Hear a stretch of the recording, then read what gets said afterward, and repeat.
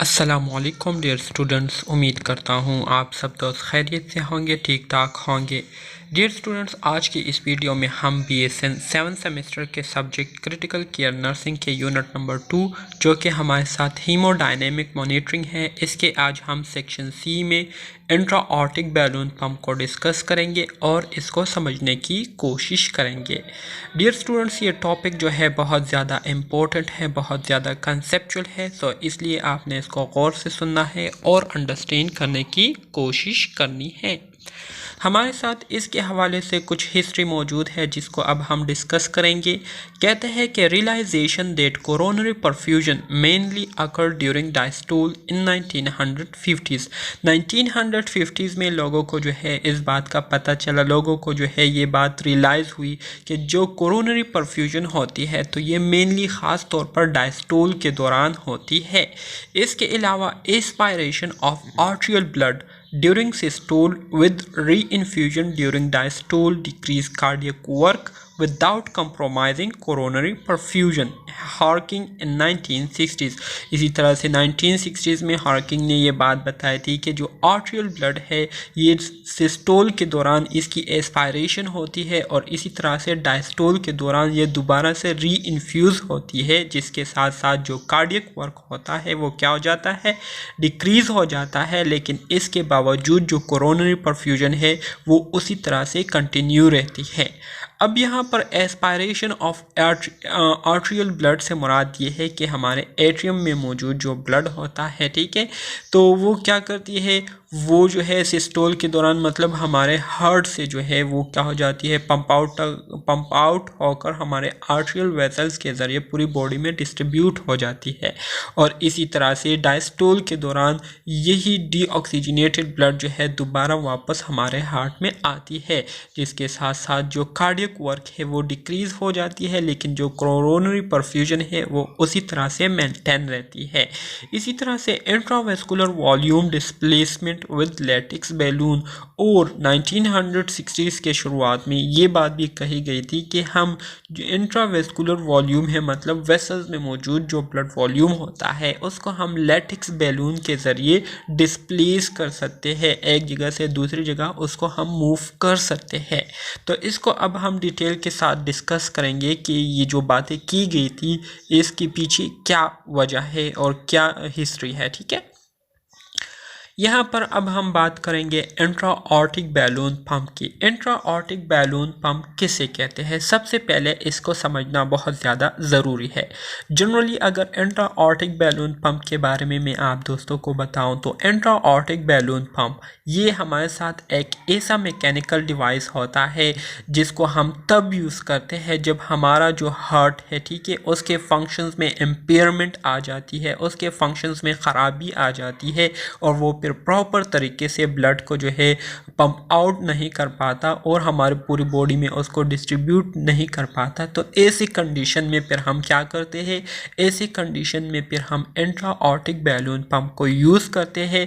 इस इंट्राऑर्टिक balloon pump का जो मेन पर्पस होता है वो यही होता है कि इसके ज़रिए हम अपने हार्ट की जो कार्डिक आउटपुट है, ठीक है, मतलब the amount of blood pump out पर बीट या पर साइकिल के लिहाज से जितनी मिकदार में हमारा हार्ट जो है ब्लड को पंप आउट करता है तो इसको हम क्या कहते हैं, कार्डिक आउटपुट कहते हैं। तो इस इंट्राऑर्टिक बैलून पंप के ज़रिए हम इस कार्डिक आउटपुट को क्या करते हैं, इसको हम इंक्रीज़ करते हैं और इसी तरह से जो कोरोनरी परफ्यूजन है उसको भी हम इसके ज़रिए क्या करते हैं, इंक्रीज़ कर देते हैं। जबकि इसके साथ साथ जो कार्डियक वर्क होता है, ठीक है, जो कि नॉर्मली हार्ट को करने के लिए जो है बहुत ज़्यादा उसको एनर्जी की ज़रूरत होती है इस कार्डियक वर्क को करने के लिए। तो इंट्राऑर्टिक बैलून पंप को यूज़ करने का एक फ़ायदा ये भी है कि फिर हार्ट को ज़्यादा मेहनत नहीं करनी पड़ती, जिसकी वजह से फिर हार्ट को ज़्यादा ऑक्सीजन डिमांड भी नहीं होती। लेकिन जो कोरोनरी परफ्यूजन है, लेकिन हार्ट के मसल तक जो ऑक्सीजन की सप्लाई है वो उसी तरह से मेंटेन रहती है और ज़्यादा से ज़्यादा ऑक्सीजन जो है वो मिलती है मायोकार्डियल मसल्स को, ठीक है। So intraaortic balloon pump is a mechanical device that is used to decrease myocardial oxygen demand while at the same time increasing cardiac output। ठीक है, वही बात है जो कि अभी मैंने आपको कही कि इंट्राऑर्टिक बैलून पंप ये एक मैकेनिकल डिवाइस होता है। इसको हम क्या करते हैं, इस मकसद के लिए यूज़ करते हैं कि इसके ज़रिए हम मायोकार्डियल ऑक्सीजन डिमांड जो है उसको क्या करते हैं, डिक्रीज़ करते हैं, और इसी तरह से जो कार्डियक आउटपुट है उसको हम क्या करते हैं, इंक्रीज़ करते हैं। By increasing cardiac output it also increases coronary blood flow and therefore myocardial oxygen delivery. ठीक है, इसी तरह से जब कार्डिक आउटपुट इंक्रीज हो जाता है, ठीक है, जब हार्ट जो है वो ज़्यादा से ज़्यादा ब्लड को जो है पंप आउट करता है, तो जाहिर बात है इसके साथ साथ जो कोरोनरी ब्लड फ्लो है हमारे हार्ट मसल तक जो ब्लड सप्लाई होती है तो वो भी ज़्यादा हो जाती है, और इसी तरह से हमारे मसल्स को ऑक्सीजन की सप्लाई जो है वो क्या हो जाती है, वो बढ़ जाती है। ठीक है, it consist of cylindrical balloon that sit in the aorta and counter pulsate. ठीक है, इसी तरह से जो इंट्राऑर्टिक बैलून पंप होता है तो ये असल में एक सिलेंड्रिकल शेप में बैलून होती है जिसको हम ऑर्टा में क्या करते हैं, ऑर्टा में इसको हम सिट करते हैं, इसको हम क्या करते हैं, फिक्स करते हैं, और इसी तरह से काउंटर पल्सेशन के ज़रिए ये अपने फंक्शंस को परफॉर्म करती है। अब काउंटर पल्सेशन से मुराद ये है कि जब सिस्टोल हो रहा होता है तो सिस्टोल के दौरान ये इंट्राऑर्टिक बैलून पंप जो है ये डिफ्लेट रहता है, जबकि डायस्टोल के दौरान ये इंट्राऑर्टिक पंप जो है, इंट्राऑर्टिक बैलून पंप जो है ये क्या होता है, इन्फ्लेट हो जाता है एक्टिवली। ठीक है, और इसी तरह से ब्लड को जो है उसको सुपीरियरी और इन्फीरियरी उसको क्या कर देती है, पुश करती है, और ब्लड को जो है जो कोरोनरी परफ्यूजन है उसके लिए भी क्या करती है, सप्लाई प्रोवाइड करती है। और इसी तरह से हमारे जो दूसरे डिस्टल ऑर्गन है जिसमें हमारा ब्रेन आ जाता है, ठीक है, इसी तरह से हमारे दूसरे ऑर्गन्स आ जाते हैं तो उसको वो ब्लड सप्लाई करती है। So that is it actively deflates in systole increasing forward blood flow by reducing afterload thus and actively inflate in diastole increasing blood flow to coronary arteries. ठीक है, जैसे कि मैंने आपको कहा कि जो इंट्राऑर्टिक बैलून पंप होता है तो सिस्टोल फेज के दौरान जो है जिस टाइम हार्ट कंट्रैक्शन कर रही होती है तो उस टाइम जो है ये इंट्राऑर्टिक बैलून पंप जो है ये क्या होती है, ये डिफ्लेट होती है। ठीक है, और इसी तरह से जो ब्लड फ्लो है वो आगे की तरफ क्या होती है, इंक्रीज़ हो जाती है, जिसकी वजह से आगे की तरफ इंक्रीज़ होते हुए ये तब होती है जब आफ्टर लोड ये इंट्राऑर्टिक बैलून पंप क्या करता है, डिक्रीज़ कर देता है। और इसी तरह से डायस्टोल के दौरान जो है ये बैलून जो है इन्फ्लेट हो जाती है और ब्लड फ्लो को कोरोनरी आर्टरीज तक क्या कर देती है, उसको बढ़ा देती है। These action have combined result of decreasing myocardial oxygen demand and increasing myocardial oxygen supply। अब जब ये एक्शन कंबाइनली होता है, इन्फ्लेशन डिफ्लेशन कंबाइनली होती है, ठीक है, डायस्टोल के दौरान, ठीक है, तो इससे क्या होता है, इससे जो मायोकार्डियल ऑक्सीजन डिमांड होती है, मतलब हमारे हार्ट के जो मसल ऑक्सीजन के लिए जो डिमांड करती है तो वो डिक्रीज़ हो जाती है, लेकिन जो ऑक्सीजन सप्लाई है हमारे हार्ट मसल्स को वो इंक्रीज़ हो जाती है। ठीक है, अब ऑक्सीजन डिमांड किस तरह से डिक्रीज़ होती है इसको आगे अब डिटेल के साथ डिस्कस करेंगे। ठीक है, हीमोडायनेमिक की तरफ आ जाते हैं। Helium is rapidly pump into and out of balloon about 40 centimetre या 40 सेंटी क्यूब्स आई थिंक। अच्छा, when inflate this balloon displaces the blood that is in the aorta। ठीक है, अब हमारे साथ जो बैलून होती है इंट्राऑर्टिक बैलून पंप में जो बैलून होती है तो वो बहुत जल्दी जो है वो क्या करती है, हीलियम को जो है बैलून के अंदर पंप इन और पंप आउट करती है। और इसी तरह से जब ये बैलून इन्फ्लेट होती है तो इस बैलून के इन्फ्लेट होने की वजह से वहाँ पर मौजूद जो ब्लड होता है, ऑर्टा में मौजूद जो ब्लड होता है वो क्या हो जाता है, इसी बैलून के इन्फ्लेट होने की वजह से डिस्प्लेस हो जाता है, मतलब ऊपर और नीचे की तरफ मूव कर जाता है। अब इस प्रोसेस को क्या कहते हैं, इस प्रोसेस को काउंटर पल्सेशन इन्फ्लेशन कहते हैं, ठीक है। Helium is use because it is a soluble gas and will not cause an embolus if the balloon rupture, ठीक है। इसी तरह से आपके जहन में ये क्वेश्चन भी आ रहा होगा कि हीलियम गैस ही हम क्यों बैलून में इस्तेमाल करते हैं, दूसरा गैस क्यों यूज़ नहीं कर सकते। तो हीलियम गैस को हम इसलिए यूज़ करते हैं क्योंकि ये सोलुबल गैस है, ये हमारे ब्लड में हल हो सकता है, डिज़ोल्व हो सकता है। तो इस वजह से अगर कभी किसी वजह से जो है बैलून रप्चर हो जाए तो रप्चर होने के केसेस में जो इसमें मौजूद हीलियम गैस होगा तो वो हमारे ब्लड में डिज़ोल्व होगा और इसी तरह से एम्बोलस बनने का खदशा या ख़तरा नहीं होगा, ठीक है। This sudden inflation move blood superiorly and inferiorly to the balloon when the balloon is suddenly deflate the pressure within the aorta drops quickly, ठीक है। अब जब बैलून जो है अचानक से इन्फ्लेट होती है, जो अचानक से फूलने की वजह से ऑर्टा में मौजूद जो ब्लड होता है तो वो सुपीरियरली और इन्फीरियरली चला जाता है, मतलब बैलून के ज़रिए ऊपर की तरफ भी चला जाता है और नीचे की तरफ भी पुश हो जाता है। और इसी तरह से जब ये बैलून अचानक से डिफ्लेट होती है, सिकुड़ती है, तो इससे क्या होता है, इससे ऑर्टा में मौजूद जो प्रेशर है वो एकदम से ड्रॉप हो जाता है, ठीक है। Inflation of the balloon occurred at the onset of diastole. At that point, maximum aortic blood volume is available for the displacement because the left ventricle has just finished contracting and is beginning to relax. The aortic wall is closed and the blood has not had an opportunity to flow systemically, ठीक है। अब जब balloon inflate हो रही होती है तो इसकी जो इन्फ्लेशन है ये डायस्टोल के दौरान इसकी इन्फ्लेशन स्टार्ट हो जाती है और इस दौरान जो है ऑर्टा में ब्लड वॉल्यूम जो है बहुत ज़्यादा मिकदार में मौजूद होता है, क्योंकि इस टाइम जो है हमारे हार्ट के जो वेंट्रिकल है उसने कंट्रैक्शन करना जो है अभी अभी ख़त्म किया होता है और वो रिलैक्स होने वाले होते हैं। तो इस वजह से जो ऑर्टिक वॉल्स है वो भी क्लोज होते हैं और इसके साथ साथ ब्लड जो है वो किसी तरह से भी सिस्टमिकली वो उसको जो है फ्लो करने की जो अपॉर्चुनिटी है वो नहीं मिलती, जिसकी वजह से ब्लड जो है बहुत ज़्यादा मिकदार में मौजूद होता है।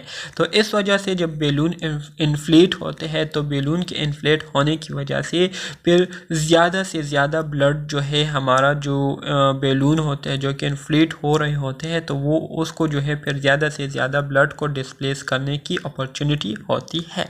The pressure wave that is created by inflation forces blood superiorly into the coronary arteries. This helps perfuse the heart. Blood is also forced inferiorly, increasing perfusion to distal organ like brain, kidney, tissues, etc. ठीक है। अब जब balloon inflate होती है तो balloon के inflation की वजह से जो प्रेशर वेव्स प्रोड्यूस होते हैं, क्रिएट होते हैं, तो वो क्या करती है, वो हमारे ब्लड पर सुपीरियरली क्या करती है, फोर्स लगाती है, उसको ऊपर की तरफ मूव करती है, जिसकी वजह से कोरोनरी आर्टरीज में क्या हो जाती है, ब्लड फ्लो हो जाती है और इसी तरह से हार्ट को परफ्यूज होने में मदद मिलती है, ठीक है। इसके साथ साथ को जो इन्फ्लेशन हो रही होती है तो इस इन्फ्लेशन की वजह से ब्लड जो है वो सुपीरियरी भी इन्फीरियरी भी क्या होती है, उस पर फोर्स लगता है, जिसकी वजह से ब्लड जो है हमारे दूसरे डिस्टल ऑर्गन में उसकी परफ्यूजन हो जाती है। डिस्टल ऑर्गन में हमारे साथ ब्रेन आ जाता है, किडनी आ जाते हैं, टिश्यूज़ एक्सेट्रा, ठीक है। The balloon remain inflated throughout diastole और इसी तरह से डायस्टोल फेज के दौरान बैलून जो है वो इन्फ्लेटेड ही रहती है। At the onset of systole, the balloon is rapidly deflated. The sudden loss of aortic pressure caused by the deflation reduces after load. अब जब सिस्टोल फेज़ स्टार्ट होने वाला होता है तो सिस्टोल फेज़ जैसे ही स्टार्ट होता है तो बैलून जो है वो बहुत जल्दी क्या हो जाती है, डिफ्लेट हो जाती है और इसी तरह से बैलून के एकदम से डिफ्लेट होने की वजह से ऑर्टा में क्या हो जाता है, ऑर्टा में प्रेशर जो है वो डिक्रीज़ हो जाता है और इसकी वजह से जो आफ्टर लोड है वो भी क्या हो जाता है, डिक्रीज़ हो जाता है। आफ्टर लोड किसे कहते हैं? आफ्टर लोड का मैंने आपको ऑलरेडी बताया था कि the force the heart heart must generate to eject blood from the left ventricle into the systemic circulation। और आफ्टर लोड से मुराद वो फोर्स जो कि हमारे हार्ट ने जो है उसने जनरेट करना होता है, उसने जो है लगाना होता है, ताकि वो जो है हमारे हार्ट में मौजूद, हमारे वेंट्रिकल में मौजूद जो ब्लड है उसको क्या करे, उसको पंप आउट करे और सिस्टेमिकली सर्कुलेशन जो है उसको क्या करे, उसको फुलफिल करे। तो इस फोर्स को हम क्या कहते हैं, इस फोर्स को हम आफ्टर लोड कहते हैं। या आफ्टर लोड की डिफिनीशन आप इस तरह से भी कर सकते हैं कि the resistance the heart must to overcome in order to eject the blood from the left ventricle into the systemic circulation। वो रेजिस्टेंस जिसको हमारे हार्ट ने क्या करना होता है, ओवरकम करके उस रेजिस्टेंस को जो है ओवरकम करके जो हमारे लेफ्ट वेंट्रिकल में मौजूद ब्लड होता है तो उसको जो है क्या करना होगा, उसको इजेक्ट करना होगा, ताकि हमारे बॉडी में ब्लड की जो है प्रॉपर तरीके से सर्कुलेशन हो जाए। तो इस रेजिस्टेंस को क्या कहते हैं, इस रेजिस्टेंस को आफ्टर लोड कहते हैं। ठीक है, तो उम्मीद करता हूँ इसकी समझ आप दोस्तों को आ रही होगी। तो जब सिस्टोल स्टार्ट होता है तो सिस्टोल के स्टार्ट होते ही जो बैलून होता है वो डिफ्लीट होना शुरू हो जाता है और बैलून के ऑर्टा में अचानक डिफ्लेशन की वजह से जो है प्रेशर जो है वो वहाँ पर अचानक से एकदम से डिक्रीज़ हो जाता है और इसकी वजह से जो आफ्टर लोड है वो भी डिक्रीज़ हो जाती है। ठीक है, The left ventricle does not have to generate much pressure to achieve ejection since the blood has been forced from the aorta। ठीक है, इसलिए जो लेफ्ट वेंट्रिकल होते हैं तो वो इतना प्रेशर जनरेट नहीं करते कि वो जो है एजेक्शन को अचीव करें, क्योंकि जो ऑर्टा में मौजूद ब्लड था उसको जो है ऑलरेडी जो है उसको एजेक्ट किया गया होता है, उसको ऑलरेडी जो है उसको फोर्स किया गया होता है। So this lower ejection pressure reduces the amount of work the heart has to do resulting in lower myocardial oxygen demand। ठीक है, तो अब जब इजेक्शन प्रेशर लो होता है तो इसकी वजह से हार्ट को फिर काम ज़्यादा नहीं करना पड़ता। ठीक है, जो कि नॉर्मली वो करता है, तो इसकी वजह से फिर हार्ट का जो मायोकार्डियल ऑक्सीजन डिमांड है वो भी क्या हो जाता है, डिक्रीज़ हो जाता है।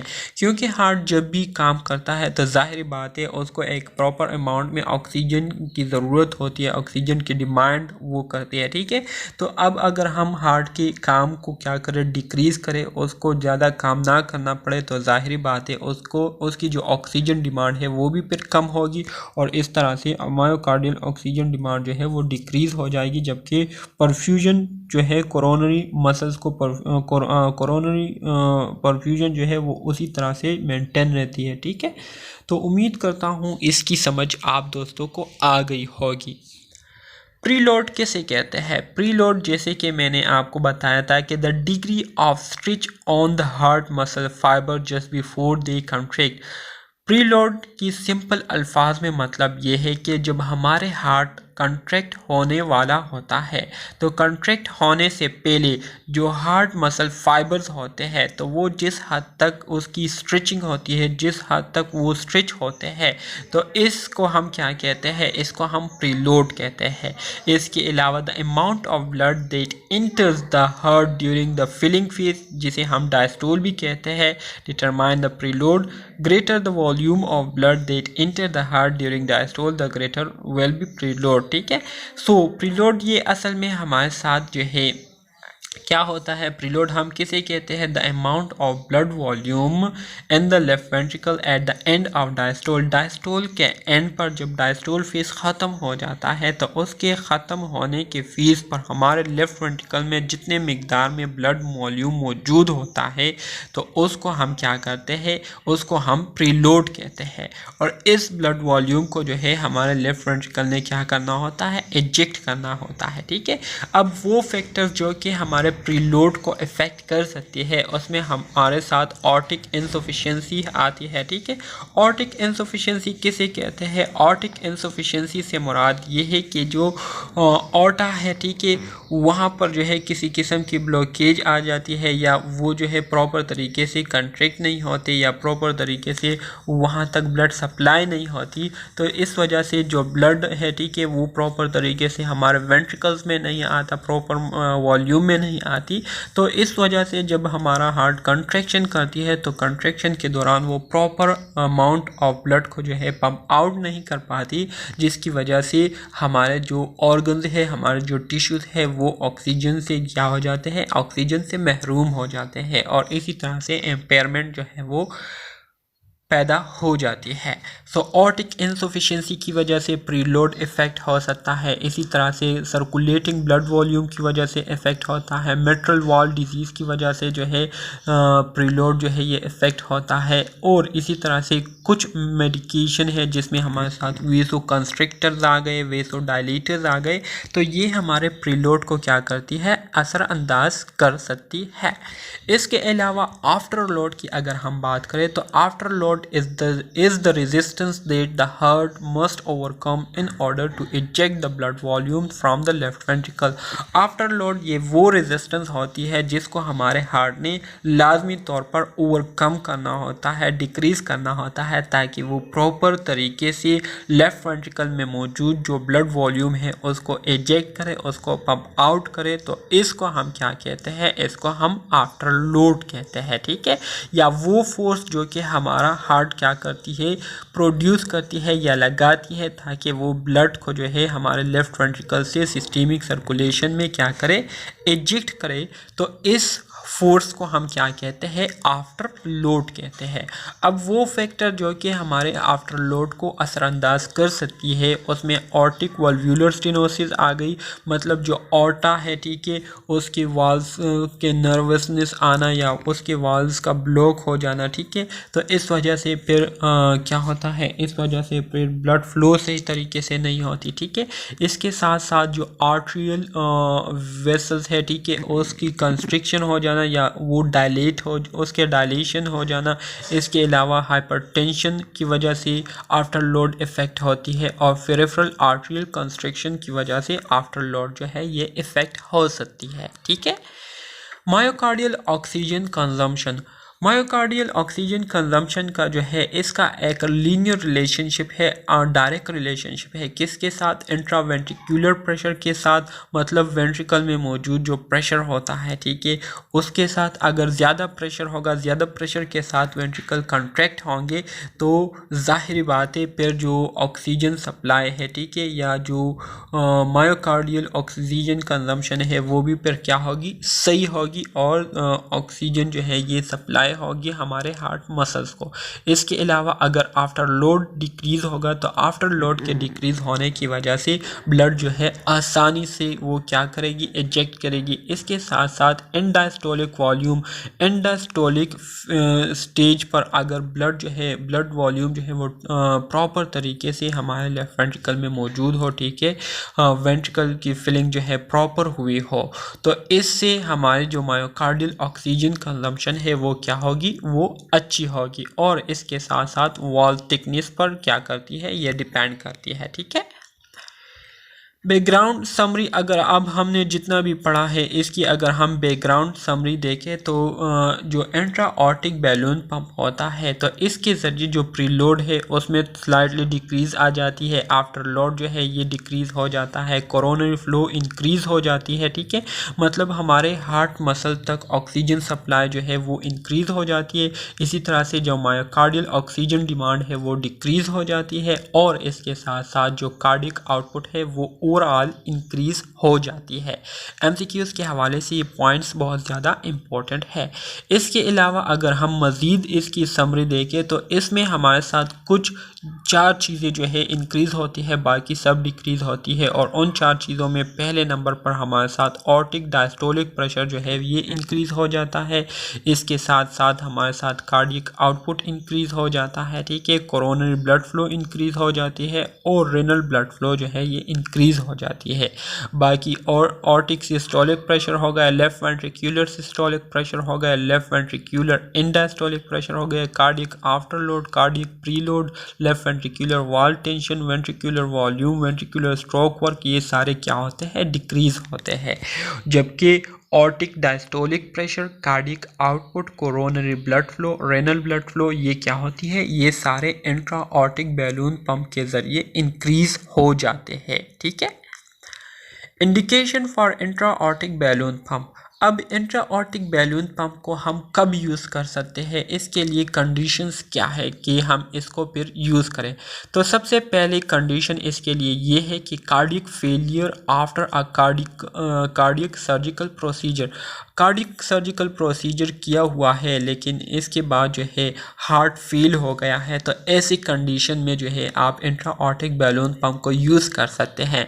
क्योंकि जब हार्ट फेलियर काज हो जाता है तो इसके बाद फिर हार्ट के मसल्स वो इतने काबिल नहीं होते कि वो प्रॉपर तरीके से ब्लड को जो है पंप आउट करे और प्रॉपर तरीके से जो है वो हार्ट कंट्रिक्शन करे। तो इस वजह से हम इंट्रा ऑर्टिक बैलून पंप को यूज़ करते हैं ताकि वो कार्डियक आउटपुट को इंक्रीज़ करे। इसके साथ साथ जो मायोकार्डियल ऑक्सीजन सप्लाई है उसको भी क्या करे, उसको भी एनहांस करे। इसके अलावा रिफ्रैक्टरी एंजाइना डिस्पाइट मैक्सिमम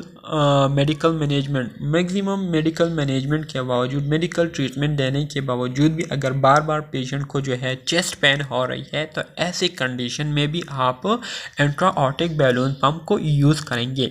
इसके अलावा अगर कार्डियोजेनिक शॉक हो रही है, कार्डियोजेनिक शॉक किसे कहते हैं, ये असल में हमारे साथ एक लाइफ थ्रेटनिंग कंडीशन होती है और ये तब काज होती है जब हमारे हार्ट जो है वो इस काबिल नहीं रहते कि वो प्रॉपर तरीके से ब्लड को क्या करे, उसको पंप आउट करे और हमारे बॉडी के जो नीड्स है उसको पूरा करे।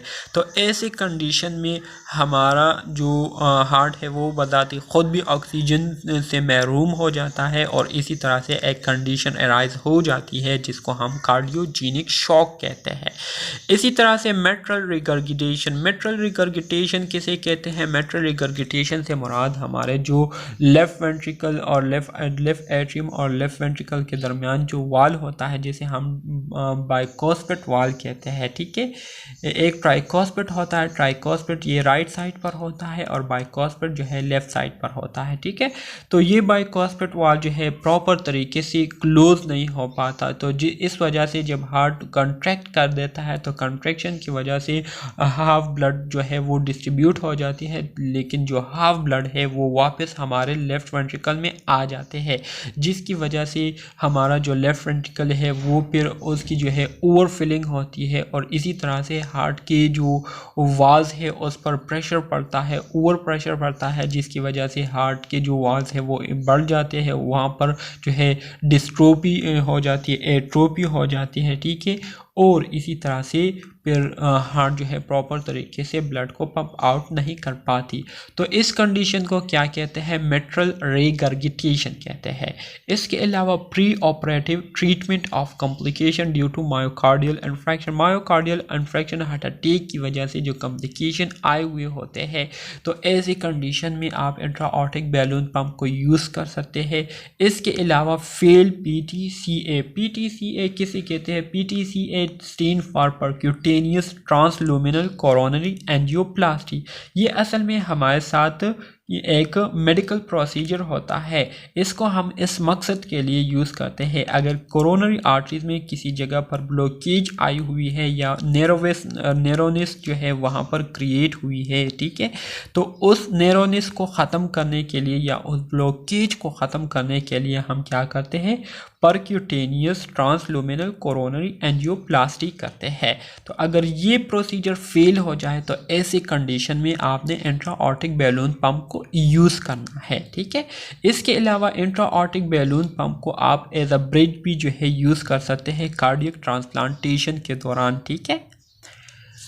Intra-aortic balloon pump during or after cardiac surgery. Patients who have sustained ventricular damage pre-operatively and experience harmful additional ischemia during surgery. ठीक है। इसी तरह से sometime patient begins with relatively normal cardiac function as experience severe but reversible myocardial stunning during the operation। ठीक है, इसी तरह से intraaortic balloon pump as a bridge to cardiac transplantation. Intraaortic balloon pump को जो है कार्डियक ट्रांसप्लांटेशन के दौरान जो है एज अ ब्रिज के तौर पर भी यूज़ किया जाता है। That is 15 to 30% of and stage cardiomyopathy patient awaiting transplantation need mechanical support. तकरीबन 15 से लेकर 30% तक के जो पेशेंट होते हैं जो कि एंड स्टेज कार्डियोमायोपैथी में होते हैं, जिनको हार्ट ट्रांसप्लांटेशन की बहुत ज़्यादा ज़रूरत होती है, तो उनको जो है मैकेनिकल सपोर्ट की बहुत ज़्यादा ज़रूरत होती है। May decrease the need for more invasive LVAD support. ठीक है, LVAD stand for left ventricular assisted device, तो उनको फिर more invasive left ventricular assisted device support की ज़रूरत नहीं होती, क्योंकि जो इंट्राऑर्टिक बैलून पंप होता है तो ये एक ब्रिज के तौर पर काम करती है, एक पुल के तौर पर काम करती है कार्डियक ट्रांसप्लांटेशन में। ठीक है, contraindication to intraaortic balloon pump. Intraaortic balloon pump को आप कौन से कंडीशन में यूज़ नहीं कर सकते, कौन से सिचुएशन में आप इसका इस्तेमाल नहीं कर सकते? तो अगर सीवियर ऑर्टिक इनसफिशिएंसी हो रही है तो ऐसे सिचुएशन में आप इसको यूज़ नहीं कर सकते। अगर ऑर्टिक एनोरिज्म काज हो रही है, ठीक है, इस सिचुएशन में आप यूज़ नहीं कर सकते। ऑर्टिक डायसेक्शन हुई है, ठीक है, इस सिचुएशन में आप यूज़ नहीं कर सकते। इसके अलावा अगर लिम्स कीमिया हो रही है, लिम्स कीमिया से मुराद ये है कि आपके जो लिम्स है वहाँ पर ब्लड सर्कुलेशन प्रॉपर तरीके से नहीं हो रही और वो पार्ट टिश्यूज़ जो है वो ऑक्सीजन से महरूम हो रहे हैं, तो ऐसी सिचुएशन में आप इसको यूज़ नहीं कर सकते। इसके अलावा थ्रोम्बो एम्बोलिज्म कंडीशन में आप इसको यूज़ नहीं कर सकते। ठीक है, इसके अलावा जो इंट्राऑर्टिक बैलून पंप किट होता है तो इसमें हमारे साथ मंदरजा झेल चीज़ें होती है, जिसमें एक हमारे साथ इंट्रोड्यूसर नीडल्स होता है, एक गाइड वायर होता है, इसके अलावा वेसल्स डायलेटर्स होते हैं, शीट होते हैं। इसके अलावा इंट्राऑर्टिक बैलून पंप जो कि 34 से लेकर 44 34 to 40 सीसी होती है। ठीक है, इसके अलावा गैस ट्यूबिंग होती है, 60 मिलीलीटर सिरेंज होता है, 3 वेव स्टॉप कॉक होता है और इसके अलावा आर्ट्रियल प्रेशर ट्यूबिंग होती है। ठीक है, इंसर्शन टेक्निक में हम क्या करते हैं, परक्यूटेनियसली हम शीटलेस यूज़ करते हैं, जबकि सर्जिकल इंसर्शन में हम फीमोरल एरिया पर क्या करते हैं, कट लगाते हैं और ट्रांसथोरेसिक प्रोसेस के ज़रिए क्या करते हैं, इस इंट्राऑर्टिक बैलून पंप को क्या करते हैं, इंसर्ट करते हैं। पोजीशन हम इसके लिए जो है पोजीशन किस तरह की मेंटेन करते हैं, तो the end of balloon should be just distal to the take off the left subclavian artery.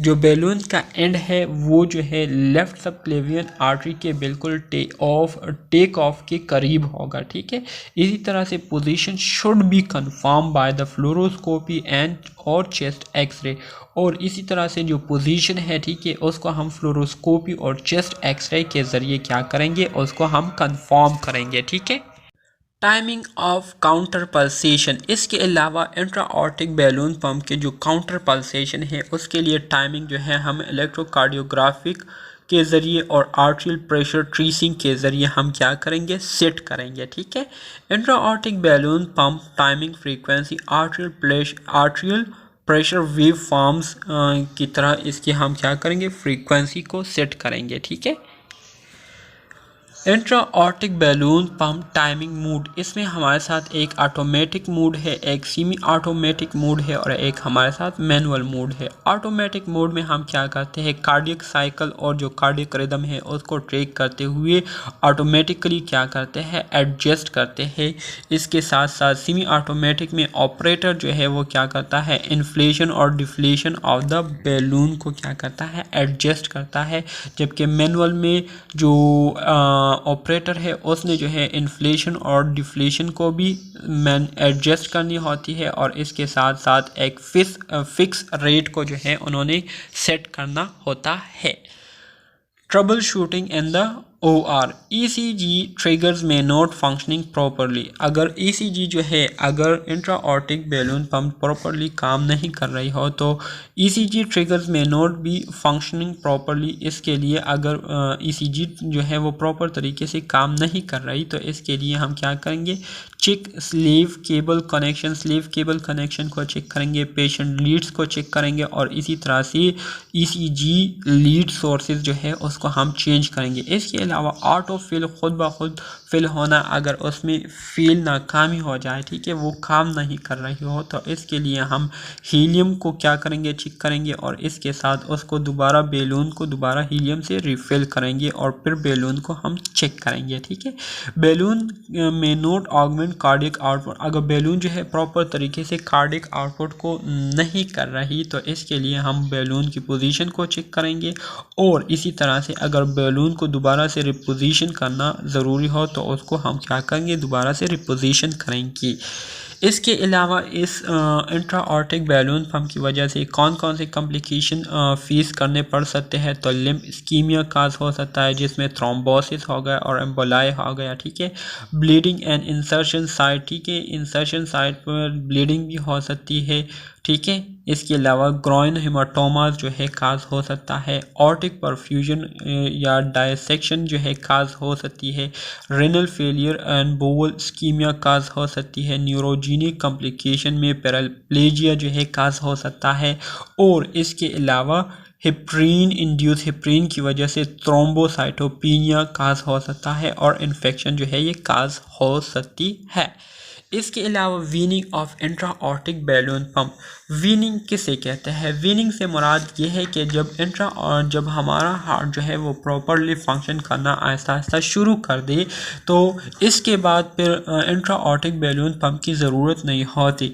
So weaning से मुराद ये है कि जब हमारा हार्ट प्रॉपर तरीके से काम करना शुरू कर देती है तो फिर हमने आहिस्ता आहिस्ता इंट्राऑर्टिक बैलून पंप को क्या करना होता है, उसको हटाना होता है और इसी तरह से फिर हार्ट को जो है ख़ुद इंडिपेंडेंट बनाना होता है। So weaning off the intraaortic balloon pump से मुराद ये है कि वो प्रोसेस जिसमें हम ग्रेजुअली आहिस्ता आहिस्ता क्या करते हैं, इंट्राऑर्टिक बैलून पंप के जो फंक्शन है उसको कम करते हैं और आखिर में फिर उसको मुकम्मल तौर पर क्या कर देते हैं, रिमूव कर देते हैं। तो इसको कहते हैं weaning off the intraaortic balloon pump. इसको हम तब करते हैं जब हार्ट के फंक्शन और जो दूसरी कंडीशन है जिसकी वजह से हमने इंट्राऑर्टिक बैलून पंप को लगाया हुआ था, जब वो ठीक हो जाए तो फिर हम इसको क्या करते हैं, रिमूव करते हैं। तो टाइमिंग ऑफ वीनिंग की जो टाइमिंग है वो ये है कि patient should be stable for 24 to 48 hours. अगर पेशेंट जो है 24 आवर्स से लेकर 48 आवर्स तक स्टेबल हो तो ऐसे कंडीशन में फिर आपने जो है इंट्राऑर्टिक बैलून पंप के जो फंक्शन है उसको आपने डिक्रीज़ कर देने हैं। इसके अलावा आइनोट्रोपिक सपोर्ट अगर डिक्रीज़ हो जाए या पंप रेशो जो है उसको हम क्या करेंगे, डिक्रीज़ करेंगे 1:1 से 1:2 और फिर 1:3 करेंगे। ठीक है, इसके साथ साथ डिक्रीज ऑगमेंटेशन हो गया। ठीक है, मॉनिटर पेशेंट को क्लोजली मॉनिटर करेंगे। If patient become unstable weaning should immediately be discontinue. ठीक है, intraaortic balloon remover discontinue heparin 6 hours period. जब इंट्राऑर्टिक बैलून को हमने रिमूव करना होता है तो इससे पहले हमने जो हेपरीन है उसको 6 घंटे पहले क्या कर देना है, स्टॉप कर देना है पेशेंट को। ठीक है, इसके साथ साथ हम क्या करेंगे, check platelet and coagulation factor. Platelet और कोगुलेशन फैक्टर को हमने चेक करना है, बैलून को हमने डिफ्लेट कर देना है। इसके अलावा हमने मैनुअल प्रेशर को जो है इंट्राऑर्टिक बैलून पंप के जो इंसर्शन साइट है वहाँ पर हमने मैनुअल प्रेशर जो है ऊपर और नीचे से लगा देनी है और इसी तरह से remove and alternate pressure to expel any clot. उस इंट्राऑर्टिक बैलून पंप को हमने रिमूव कर देना है और फिर थोड़ा सा प्रेशर लगा देना है ताकि किसी किस्म के अगर क्लॉट हो उसको बाहर निकाला जा सके। Apply constant pressure to the insertion site for minimum of 30 minute और फिर 30 मिनट्स तक उस एरिया पर हमने प्रेशर जो है वो लगानी है जहां से हमने इंट्राऑर्टिक बैलून पंप को रिमूव किया होता है। ठीक है, चेक डिस्टल पल्सेस फ्रीक्वेंटली। ठीक है, और इसी तरह से जो डिस्टल पल्सेस है उसको हम फ्रीक्वेंटली क्या करेंगे, चेक करेंगे। Intraaortic balloon should only be pulled by a physician और द कार्डियक, ठीक है। इसको जो है सिर्फ फिजिशियन ने जो है रिमूव करना है, या जो कार्डियक प्रैक्टिशनर होते हैं, ठीक है, उन्होंने क्या करना होगा, रिमूव करना होगा। तो डियर स्टूडेंट्स, ये था हमारे साथ यूनिट नंबर 2 का सेक्शन सी, जो कि इंट्राऑर्टिक बैलून पंप था। उम्मीद करता हूँ आपको इसकी समझ आ गई होगी। अगर फिर भी कोई कन्फ्यूजन है, कोई भी क्वेश्चन है, तो आप कमेंट बॉक्स में डायरेक्टली पूछ सकते हैं या व्हाट्सएप पर मैसेज करके मुझसे पूछ सकते हैं। तो मिलते हैं नेक्स्ट पार्ट में, तब तक के लिए अल्लाह हाफिज़।